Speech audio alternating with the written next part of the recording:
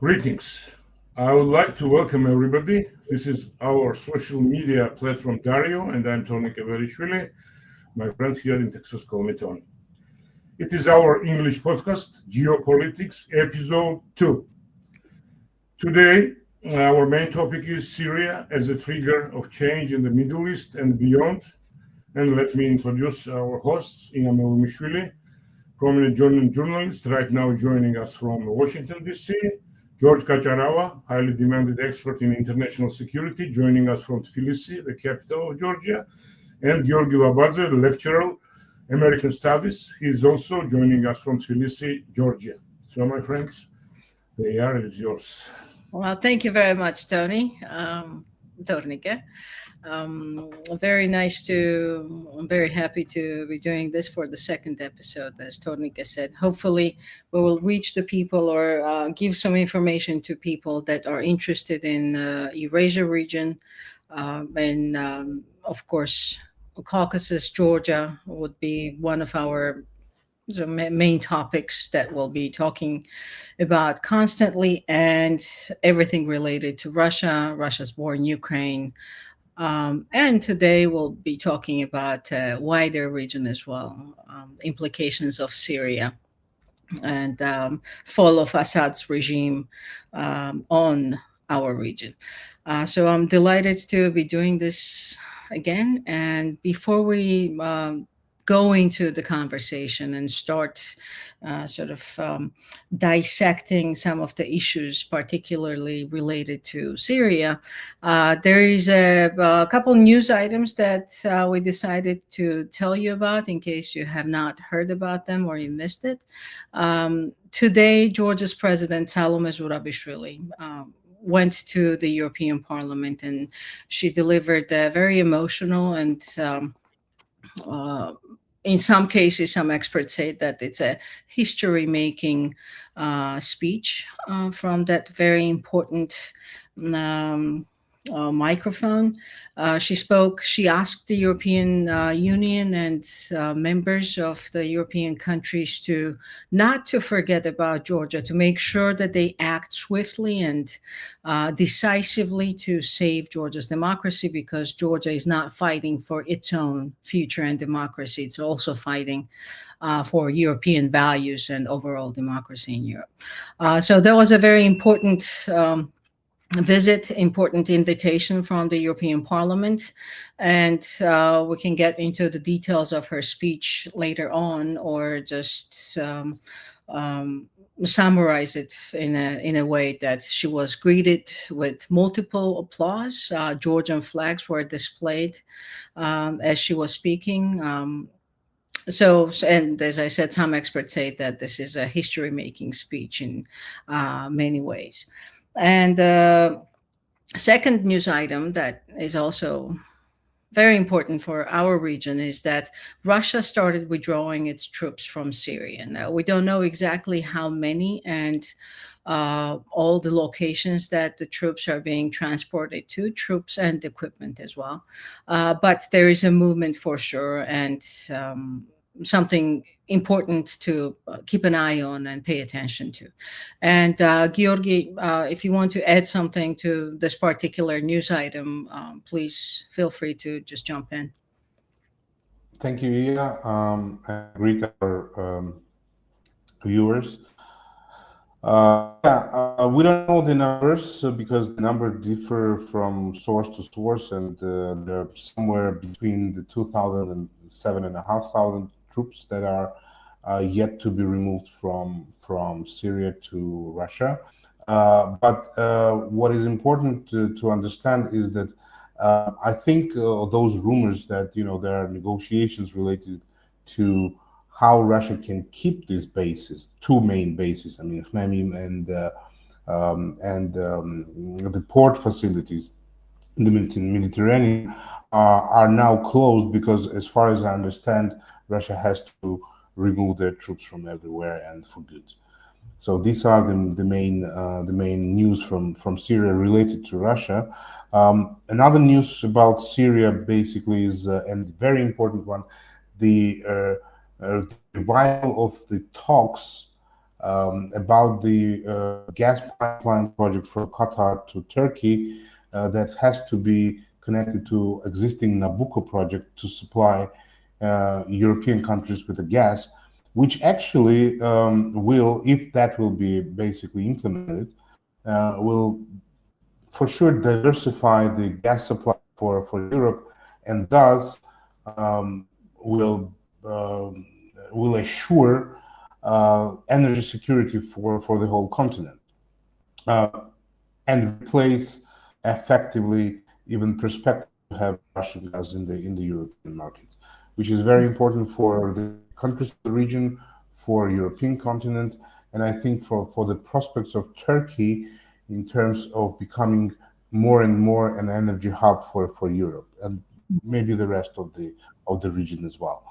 So those are, items that I would like to inform about, and I'll pass the stage to you again. Yeah.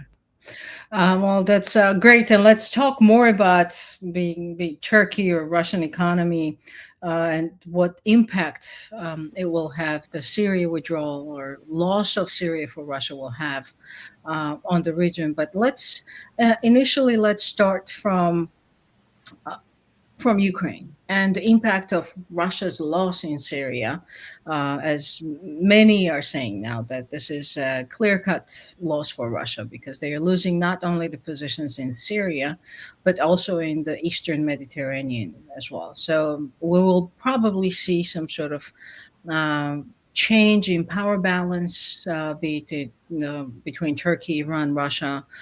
Israel has also a very important role in the region, of course. So we'll see how it all plays out. But the immediate sort of impact that we could conceivably see may be in Ukraine. So let me go to other Giorgi now and ask him, what do you think would be the impact or is impact, if you're seeing anything in this direction, of Russia's withdrawal from Syria on the front lines in Ukraine, if anything? And what do you anticipate? How can this continue? Thank you. Yeah, thanks for viewers, and glad to be here.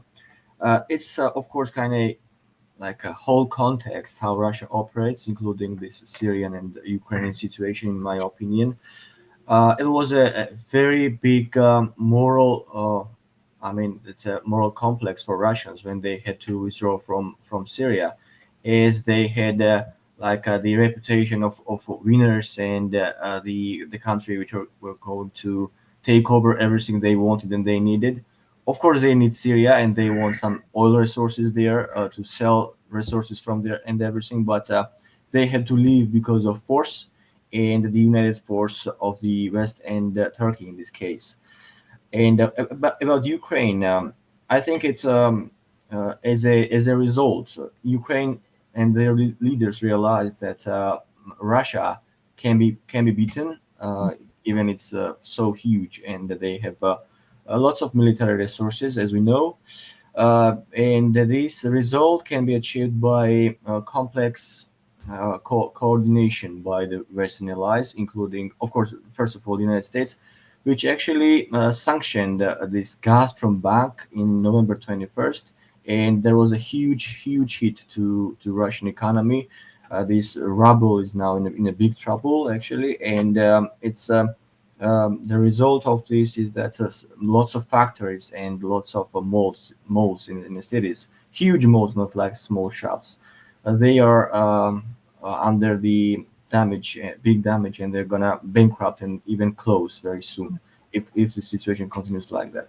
So when if oil prices can be regulated in the future by American administrations, like current and the future, I think it will be like more hit to the Russian economy and more chances for Ukraine. I think that the American coordination against Russian power in Syria will be positively resulted in Ukraine as well. As as I told you, it's kind of complex stuff, and as a result, Americans wanted to somehow have a more leverage against Russia when Trump was talking about this peace treaty, for example. Um, I think Democrats, they want to make like a better situation for this possible peace treaty, which is very, like there are lots of conversations by Trump in the previous years, even nowadays. And I think Americans want to have a huge leverage in their hands against Russia by this Syrian defeat of Russians. So it will be a huge factor in my opinion, and it will work positively for Ukraine's sake in the future. But there were like kind of negative attitudes towards like anticipation about what kind of administration and what kind of attitude of Trump will be in the future. But when we see this result in Syria, for example, I have kind of better hopes than before in terms of Ukraine, and especially after Trump's tweet and post when he said that Russia is too much detained in the Ukraine situation, and they lost Syria. Americans, Yeah, all of let's Giorgi, let's talk about the whole American aspect, or the potential policies of the future administration, whatever we can sort of discern based on what we know now. But to come back to the issue of Syrian withdrawal, like what does it mean militarily for Russia? Giorgi K. I will tell you. I will address you as Giorgi K and Giorgi. Eh, Other Giorgi. I'm sorry, like, too many Giorgis in one podcast. Well, If you have that's the any, most popular name in the country. yes, yeah, to those people who are newly introduced to Georgia, Giorgi is a very popular name in Georgia because it's after Saint George, and the name of the country in some cases is argued that is also after Saint George. Giorgio would be that. But there is a different etymology of the word is different. But I'm just saying that we have many Georgis because of this reason. But to come back to the conversation, Giorgi, what do you think from the military implication standpoint? How do you see Russia's loss in Syria? What impact, what's positive, what's negative for Russia in this case? Well, there are no positives, obviously, as far as I understand. The main negative here, and very visible and feasible one, is that Russia showed its real weakness, because being on the ground for around a decade, they were not able to first foresee this significant offensive that was in preparation for probably a long time. Second and very important one is that they were not able to help Assad's regime to survive, like effectively drawing some defenses around some, important parts of the country where they were actually present. And basically, they also show that they were not able to supply their troops on the ground in Syria with enforcement and logistics. So for the rest of the world, for military analysts, probably, I think this is the sign of Russia's military decline, and the significant one.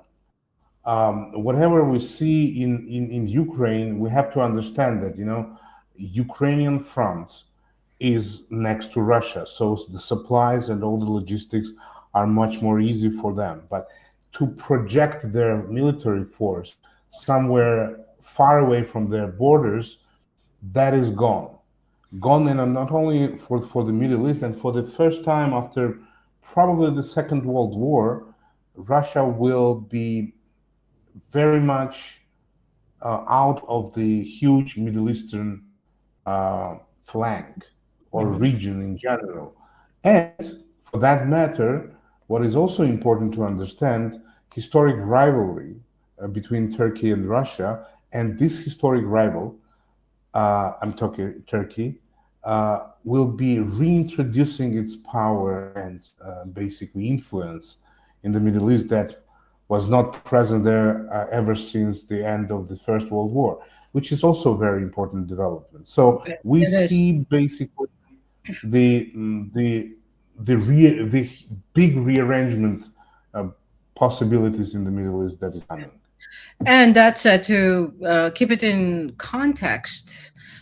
Turkey now we can say that has dominance on the Black Sea because Turkey controls through the Montreux Convention, controls who enters, what kind of ships, how many, and so forth. So Turkey basically controls access to the Black Sea, and we have not seen them allowing Russia, which is a belligerent based on the Montreux Convention, and because Russia is waging this war against Ukraine, because of this belligerent definition of Russia, in this case, Turkey has not allowed Russia to first send ships out and bring them back in after repairs. And there is a point to that, from my understanding of it, is because Turkey wants to maintain dominance on the Black Sea. And on top of that, now we have the Mediterranean, where Russia is losing these two very important bases, whether it's the air base or the naval base, also very important for Turkey. So the question is, I guess, to both of you, maybe if you could continue, Giorgi, and the other Giorgi can jump in later on. So what is Turkey's role, or what was Turkey's role in this? And what's the interest that Turkey has in Russia's defeat, Russia's withdrawal? Was Russia not sort of playing the same game as Turkey, or where did they fit on this big chess of the Middle East, where all players are either connected or rivaling each other somehow? As I said, I think we have a historic rivals. I mean, big former empires that were always competing with each other, but on different fronts. Now, being in Syria or in the Middle East, and Russia's withdrawal from Syria and effectively from the region, also opened an opportunity for Turkey to basically not only intervene, but to come back not only politically but also with some other influence. So, what was the role? I think first of all, we have to see and we basically understand that all these rebel groups, or this, as I called it, revolutionary army the other day, they are pro-Turkish. They are Sunni Muslims mainly. Secondly, I think Turkey also backed them, probably somehow militarily, but definitely because the rear of these troops is Turkey. I mean, the territory and supply probably with some materials and other munition maybe, etc. So Turkey is becoming a very real and very important player on the ground in Syria, at least at the moment, and how it will project its power, being historically, let's say, the owner of the region during the Ottoman Empire times before the First World War. And they have a historic knowledge of the region very well. So, and they are not aliens for the region. So I think that has to be taken into account. And of course, as I said, with the pipeline and some other projects, Turkey will have a significant economic interest in the region. Mm-hmm. And that has to be taken into account. Yeah, it's interesting to see the timing of this. There was so Syria was not, it was not expected, at least from the US side. The State Department said that they did not expect that the events would evolve so quickly. So it was not really maybe it was a ticking bomb, but it was not a ticking bomb that was going to go off any second now. So the timing of this is very important. And just a side note to what you said, one thing that I would add to that is that in addition to the power balance and the power redistribution that Turkey wants in the region, Turkey also had millions of refugees from Syria. And that was a drain on Turkish economy, on not just economy but also social life, and it was a humanitarian crisis by many angles because these people were not, of course, were not assimilated. They were not allowed to work, at least legally. So it was the health was a major concern in some of this camp. So Turkey had many interests on many different levels to maybe do something or to support or help or provide some sort of assistance to the regime change in Syria. But my question would be maybe for you, Giorgi, why now? What's the timing related to? What do you think?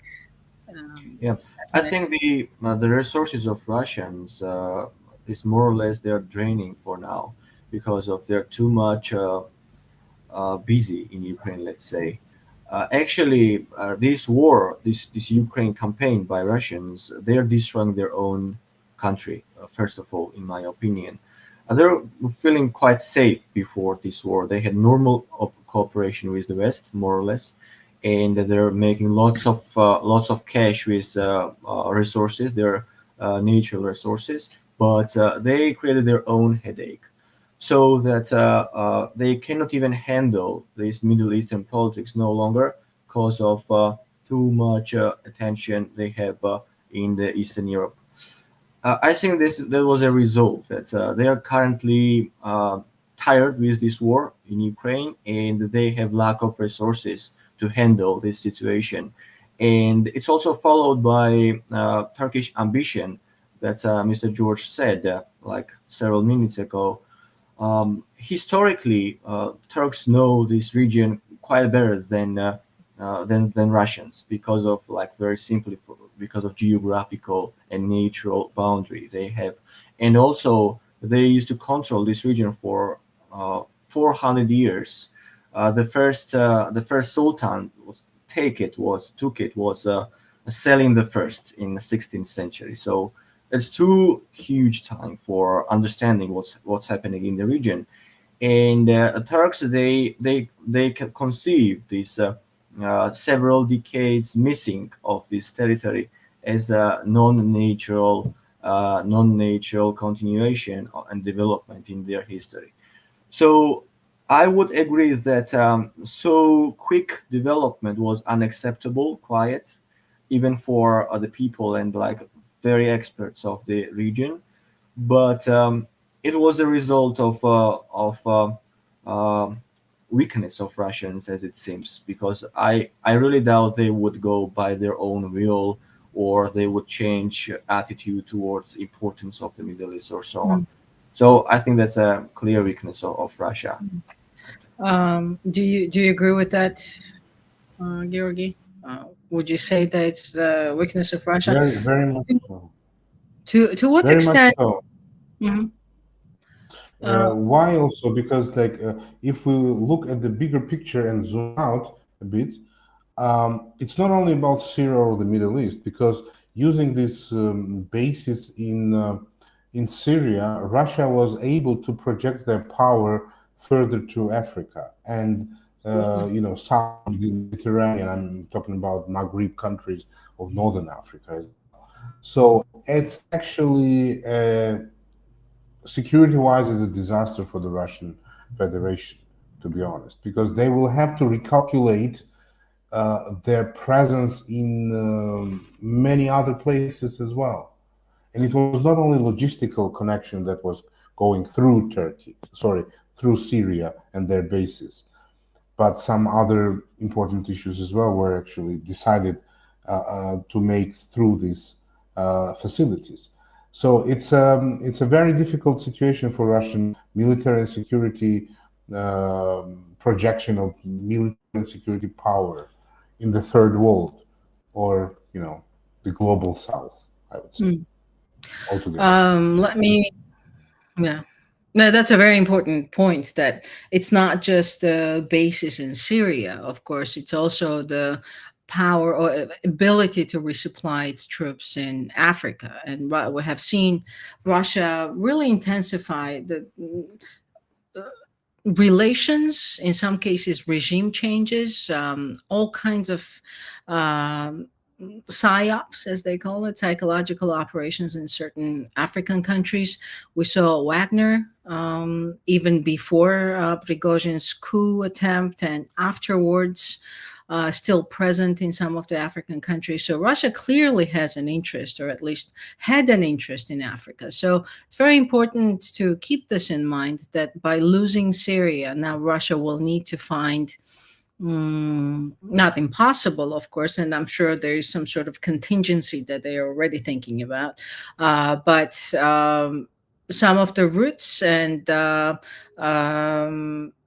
again, ability to have a base from which they would resupply their troops and sort of military extensions on the African continent.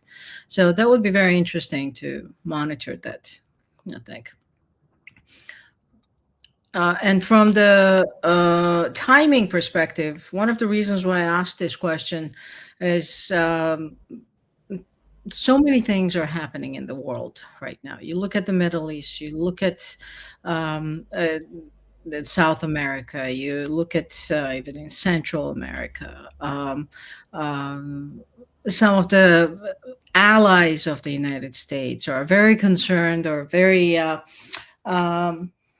in this mode of waiting, because there's so much uncertainty.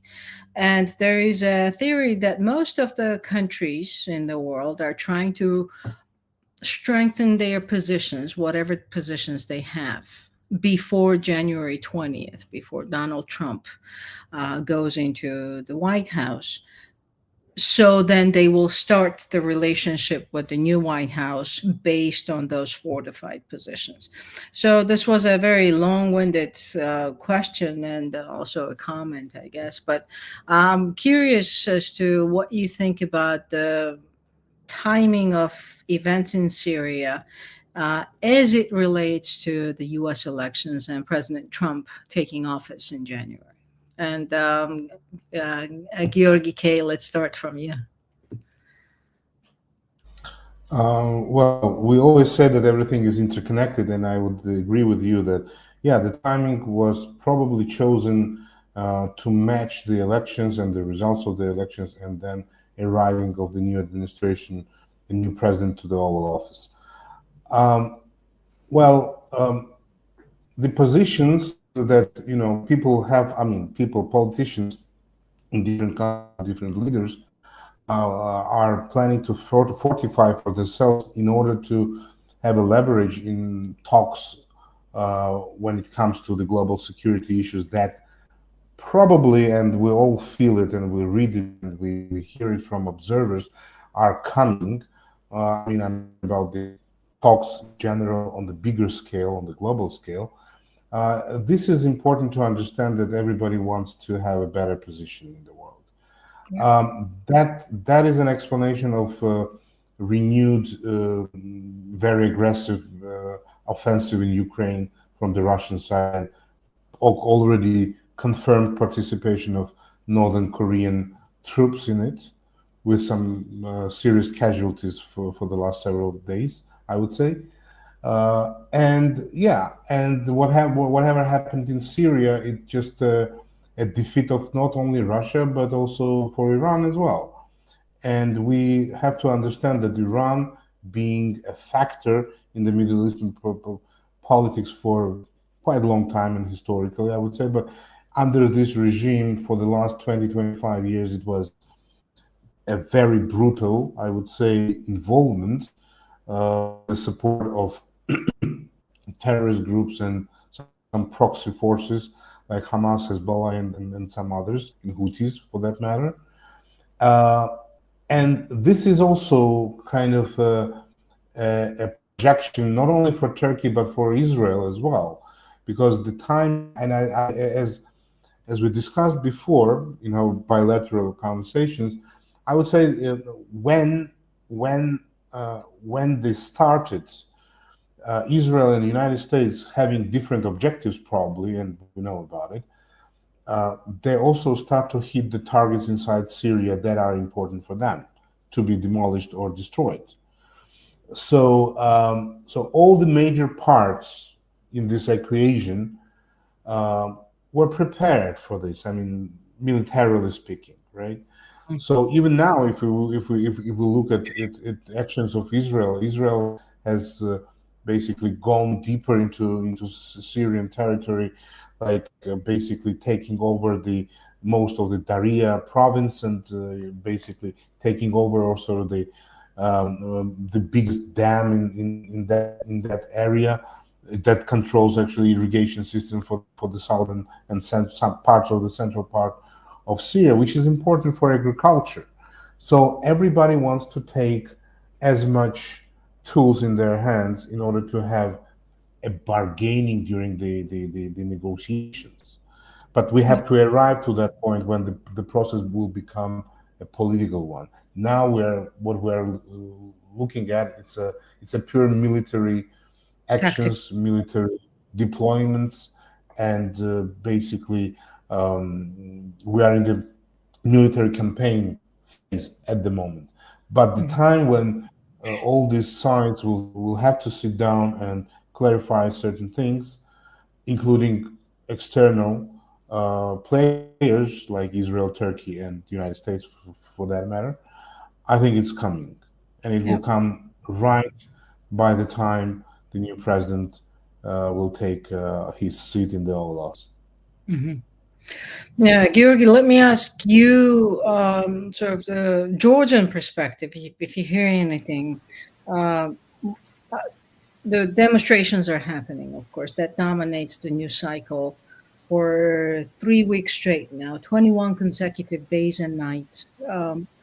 Most Georgian big cities have demonstrations. People are youth mainly, are in the streets objecting to Georgia's deviation from its European path announced by the prime minister. Um, does Syria resonate at all in your discussions about Georgia's place and role in the region?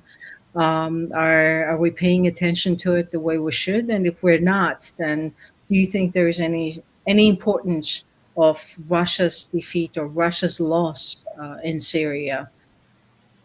Yeah, thanks for this question. When we had this demonstration, when this news spread about Russian withdrawal from Syria, I was sharing this information to the friends that be strong, we are winning, because actually it's a huge win, like generally against Russians, and we are now under the threat of Russians first of all, what we face right now, and we try to somehow promote this idea about this defeat and give some more motivation to Georgians.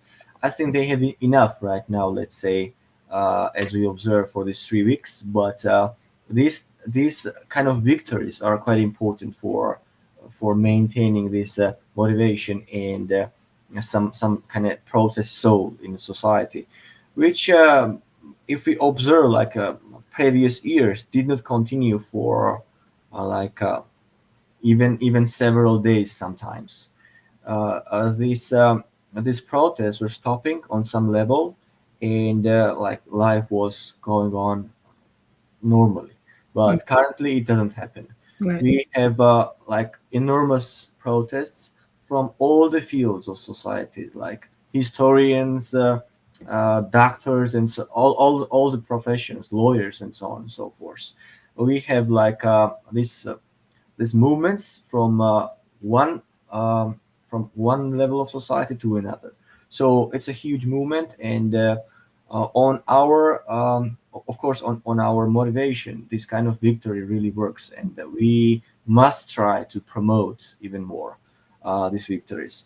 But as for, I just wanted to add some small points about how this a response from the European Union, for example, and the United States, had a huge result, is at least violence stopped. This violence did not stop for the goodwill of government, because we already realized was a real will of the government in general. But the violence stopped because of reaction from the Western partners and their support to the Georgian people. I just want to say this. Mhm.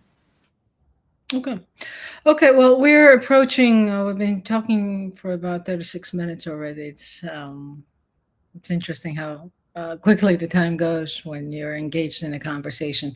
But let's one last topic that is, I think, would be interesting for our viewers to hear about is a very sort of loud assassination of a Russian general in Moscow yesterday.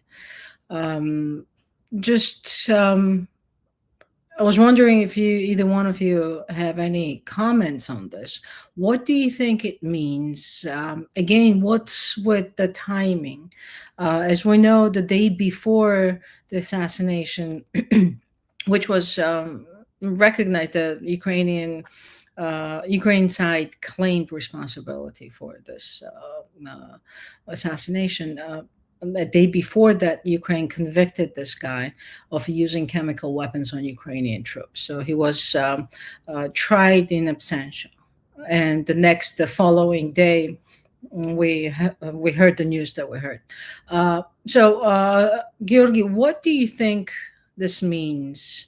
What do you think it means from the Ukraine's capabilities to start with?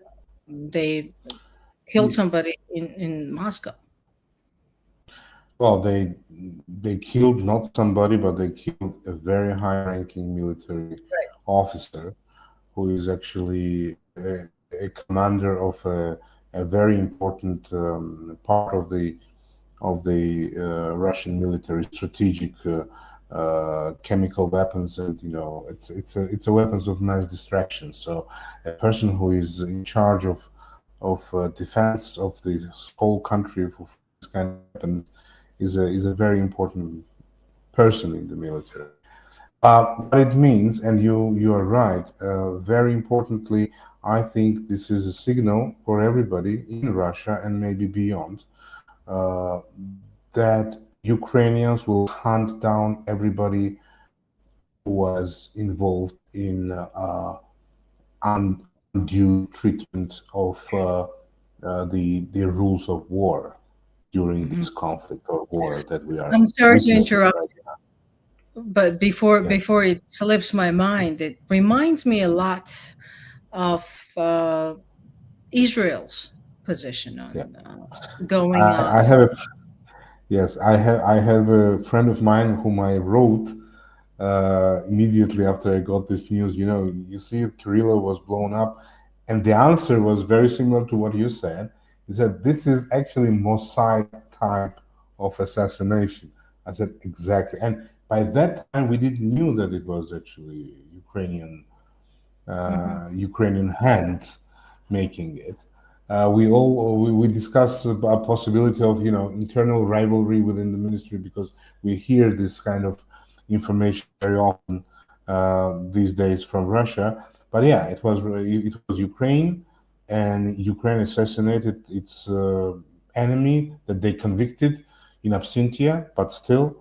So from their side, they had a legal right to do so. So they did it. So this is important. They have a capability to do that. They have willingness to do that. And what is also important is that in any country of this caliber, I'm talking about Russia, these people, this kind of high-ranking military are protected. It means that that system doesn't work in Russia as well. We have to admit that. Yeah, it's interesting to see who else may be prosecuted by the. You mean who's next? Right. Who's next? I don't know. Who's next? Is there going to be a next person or not?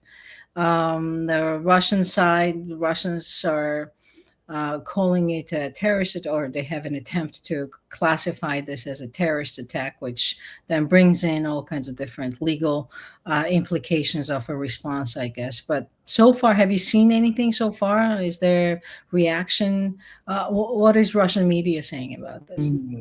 Well, they as usual, they are playing down this fact. But what I would like to say is that when a country X is with with another country in an open war, then any military is a target.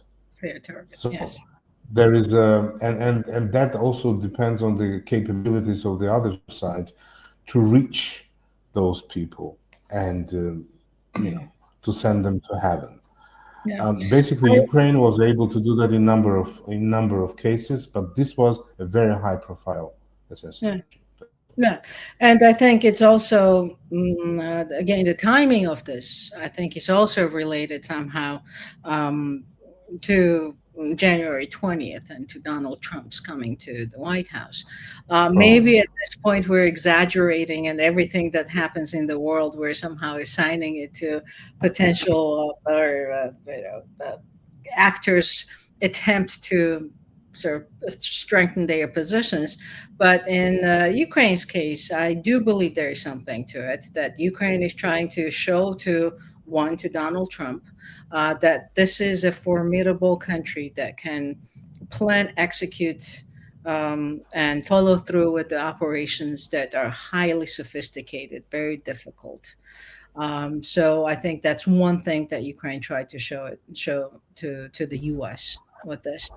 But And there's definitely- another thing that they showed already.